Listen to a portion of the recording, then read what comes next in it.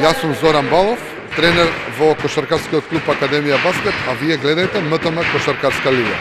Јас сум Трајковски Марко, тренер на Кошаркарскиот клуб Академија Баскет, а вие гледате МТМ Кошаркарска лига.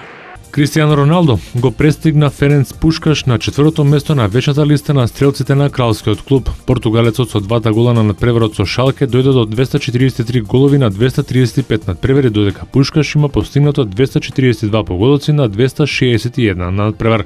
Пред Роналдо уште се наоѓа легендарниот Раул Гонзалес Бланко со 323 голови, втор е Алфредо Ди Стефано со 307, а трет е Сантилијана со 290 погодоци. Роналдо стане и првиот играч во историјата на Реал Мадрид кој во 4 последователни сезони постигнуваше по 40 или повеќе голови. Роналдо досега има дадено 13 голови во Лигата на шампионите оваа сезона, со што го собри личниот рекорд, а е прв играч во историјата на Лигата на шампионите кој постигнал гол на 7 надпревари поред во ова елитно надпреварување.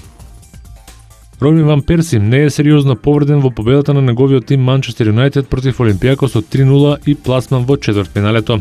Холандјанецот во првото полувреме ја надополни разликата од Атина, а со неговиот трет гол го однеси Юнајтед меѓу 8-те најдобри во Европа. Робин беше фантастичен, нема многу играчи кои може да се пофал со хет-трик во Лигата на шампионите, а неговиот беше спектакуларен, изјави Мојс, кој надополни дека Ван Перси доби само незгоден удар во коленото.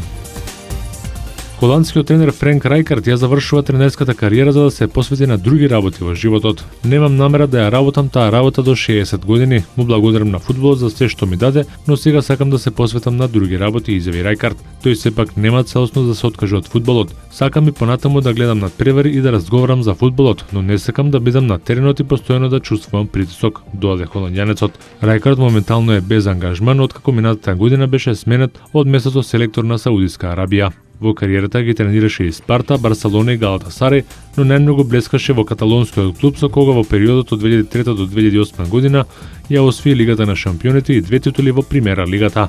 Како играч беше член на Милан покрај Гулит Ван Бастен, со кој освои 2 шампионски титули на Европа и 2 пати Скудетото, додека со Ајакс 5 пати беше шампион на Холандија и еднаш освојувач на Лигата на шампионите. За репрезентацијата на Холандија одигра 73 надпревари и ја освои шампионската титула на Европа во 98 година.